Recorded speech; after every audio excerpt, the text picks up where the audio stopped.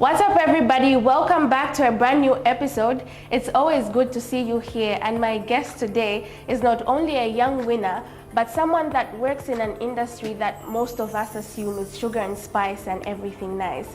So I'm going to allow her to expose us to some of the complexities of content creation. Ladies and gentlemen, my name is Njila Bumununga, and this is Unfiltered.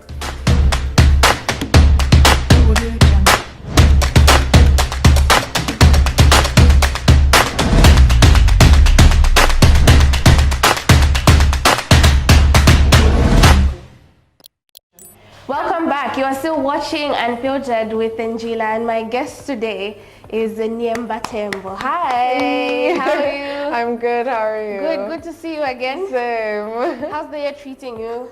It's been all right. I mean, it's had its ups and downs, but overall it's been pretty good. Okay. Yeah. So what we do is we're gonna start with some icebreakers, and you have to pick between 1 to 10. I'll read you a question, and then you can answer it for us. Okay, cool. Okay, so first question, you can pick a number. 5. 5 is, what is the most embarrassing thing that has ever happened to you? Yo, I have to think. Like, I don't know. I feel like I don't get embarrassed often, but I really have to think.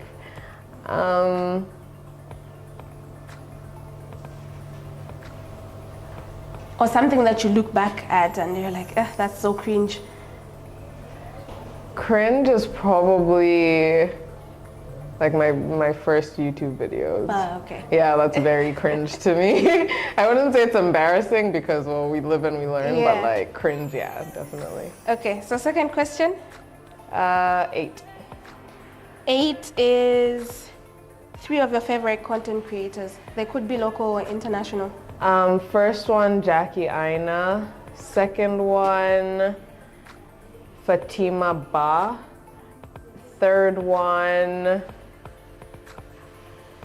and this is in no order, by the way. This is just like off the top of my head. Okay. Third one, I would say,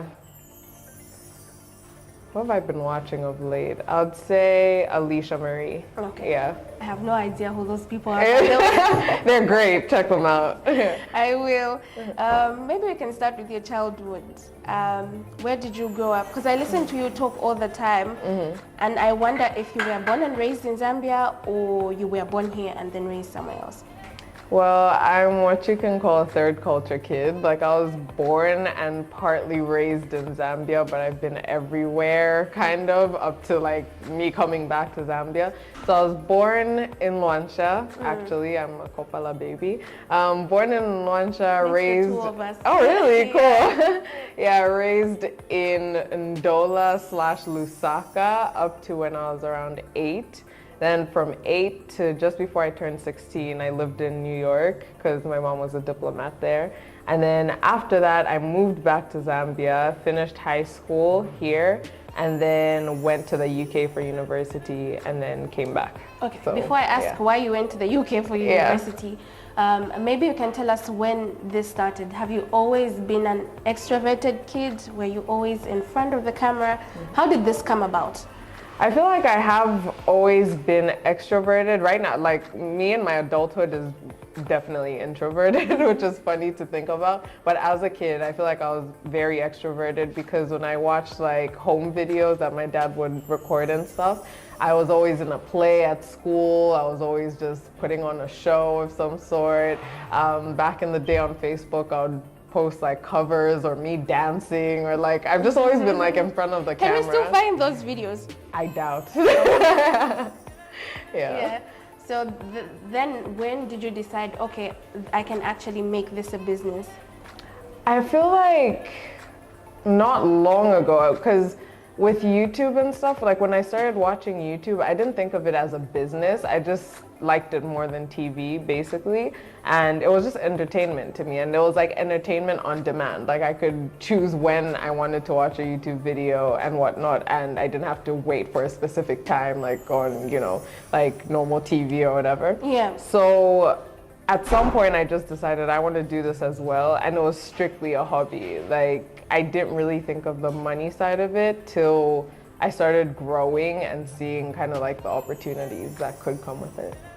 Most of us get into content creation or making content because we want to go viral. And I think that's what the content creation space is like in Zambia now.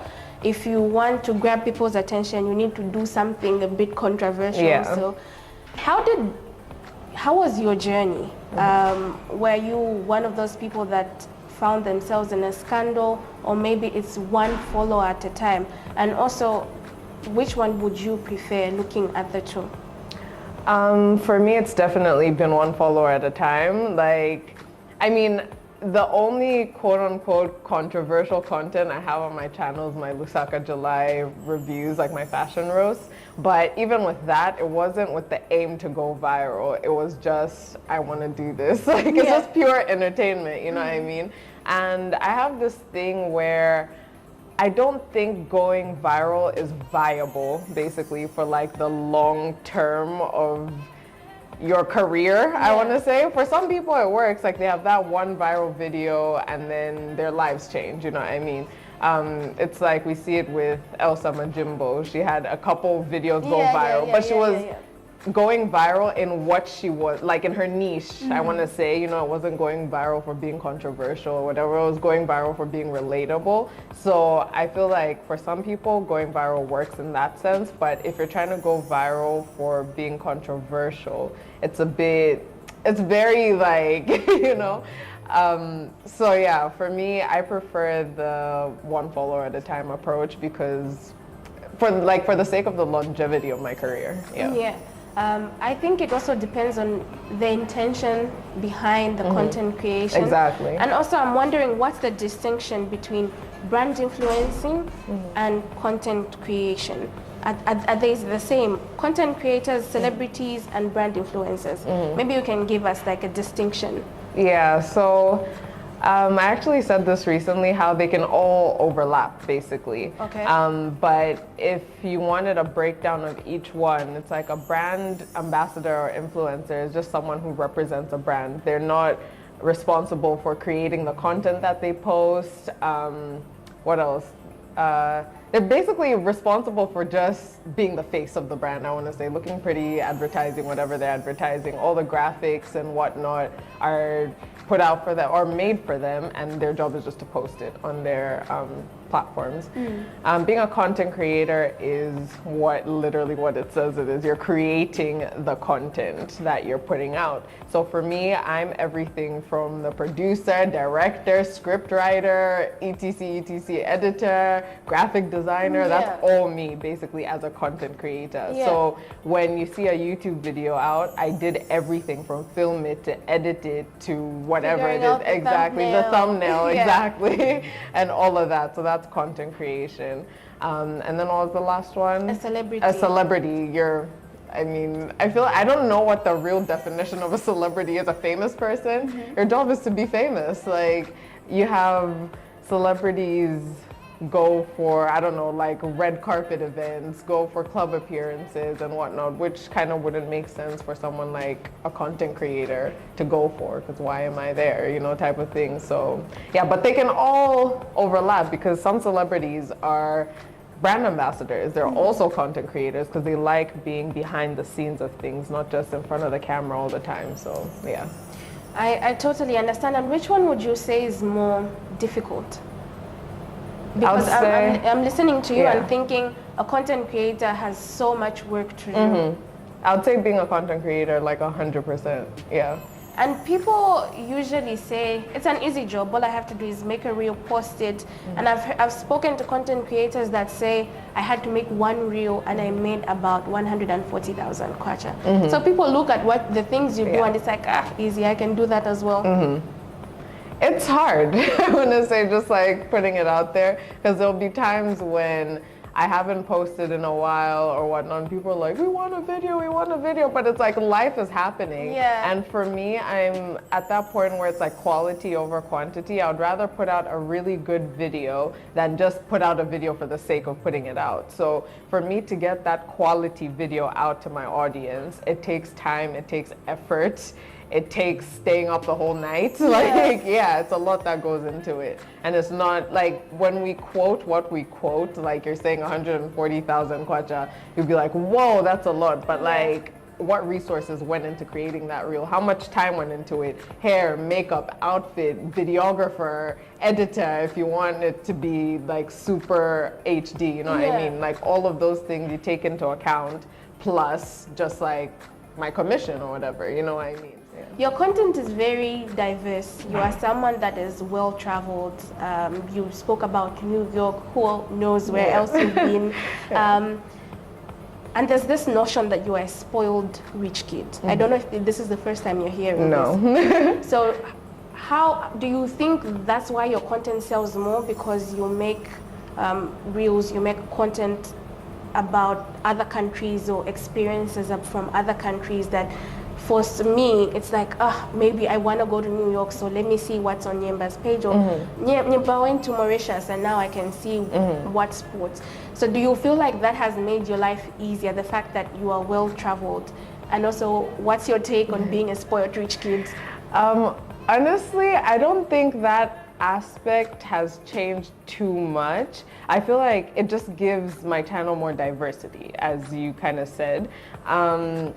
Because either way, whether I'm vlogging in my house or vlogging on an airplane, like my subscribers watch, which I'm super grateful for. But I guess I also love watching travel vloggers and stuff, so I try to give my subscribers the experience that I have when I watch other people. So it's kind of like you're literally living vicariously through me, and when the times come for you to want to go to a specific place, you'd be like, oh, let me see what Nyemba posted and whatnot. Even like you mentioned the Mauritius vlog, I had a friend of mine, Palesa, she's a South African YouTuber. She went to Mauritius recently, and she was asking me for recommendations because she's like, I know you went to Mauritius, so like, what can you recommend, this and that? And yeah, just, you know, I like it that way because of the diversity, I want to say. And then moving on to like the notion that people have on me, it's like, for me, I live in my truth type of thing. I feel like I don't live a fake life. So when people say things like that, it's like, okay, I know what's real and the life I'm living. So if you want to think that, that's on you. Like, I can't control what other people think about me. My job is to just be, like, continue being me, you know what I mean? And just living in my truth, so yeah. It always hasn't been like this. I remember watching a video of you talking about how you got into depression after leaving uni because you couldn't find a job, and you spoke about going to KFC also to look for work, and it wasn't successful. How did you cope during that time? And also maybe you'd give us a picture of what really happened, because you know sometimes people look at where you are at right now and think, I could never measure up, without knowing that everyone has a story. Exactly. And I feel like that's what adulthood has taught me. Like, what we see on social media is a highlight reel. I mean, I say it myself, like, don't look at my life and think it should be your blueprint. Of course, there's certain things from my life that you can, you know, take notes from, but you don't know the full behind the scenes of what's going on. I could be crying in the morning and post an Instagram photo of me happy in the afternoon, and you will never know that I had a meltdown just before that, you know, that sort of thing. So I always say, like, take social media with a grain of salt, because we don't know what happens out there. Coping with just like going through the seasons of life, something I've learned to understand is that life will always be peaks and valleys. Like, you'll go through peaks and valleys. And during that time, I prayed quite a lot. Like, I didn't understand the reason why I was going through what I was going through and that's usually when you're going through a valley. Like, you don't understand why you're going through what you're going through till you peak on the other side.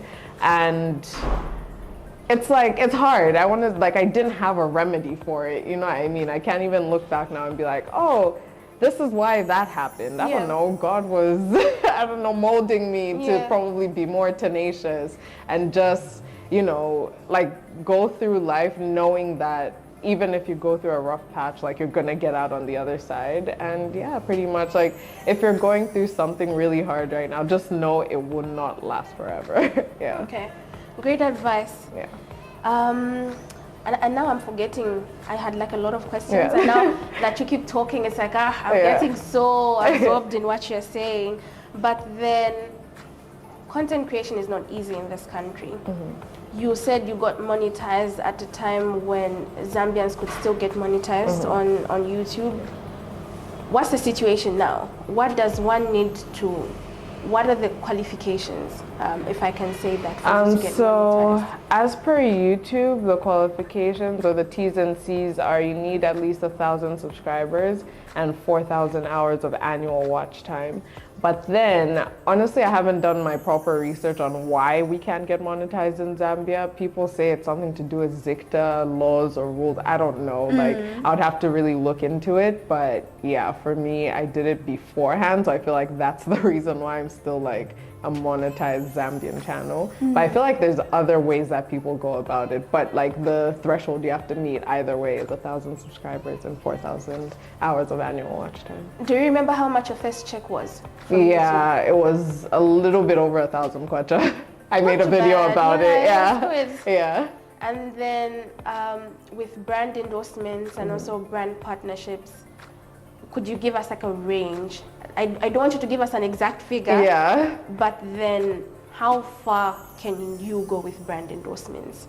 I mean, people get millions from them, like quite standard. No, but specifically in this country. And even, I mean, you said like 140,000 kwacha. That's something I've never been paid, you see what I mean? But people get paid these figures. For me, I don't, because most of my brand partnerships, I get paid in dollars.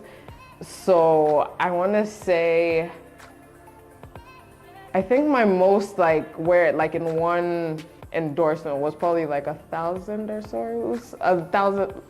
I want to say like $1,000 or a bit more than that. Like it's never hit 2,000, but like Between there. Yeah. And you've worked with big brands. You've worked with airlines.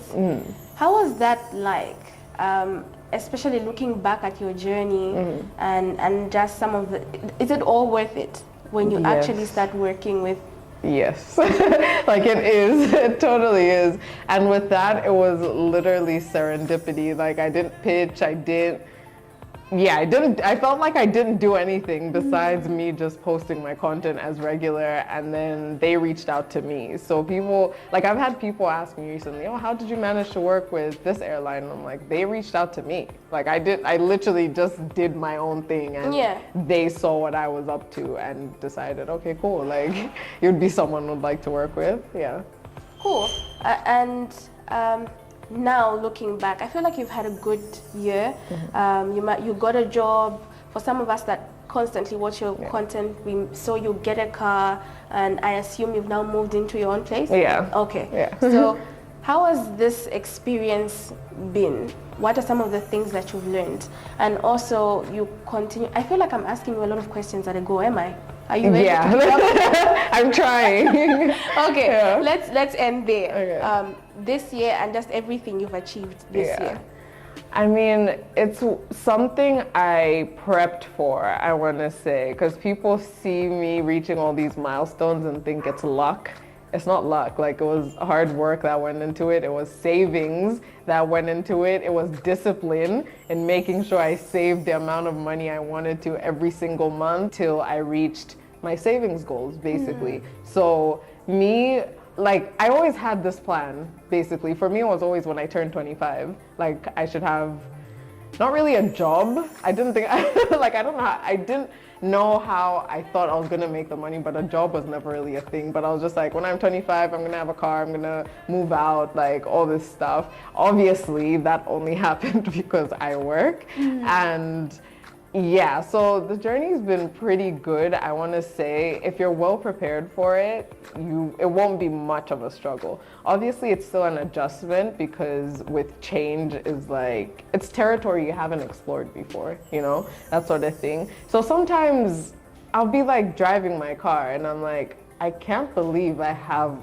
like my own car because it's something I dreamt of for the longest time. So now I just feel like, as cliche as it sounds, like I'm living my dreams, and it's so weird because it doesn't feel weird. You know, it's like this is where I was meant to be, and like I'm happiest here. You know. But doesn't it give a lot of pressure to have timelines to your life, or do you feel like manifestation is also important? Where do you go with that?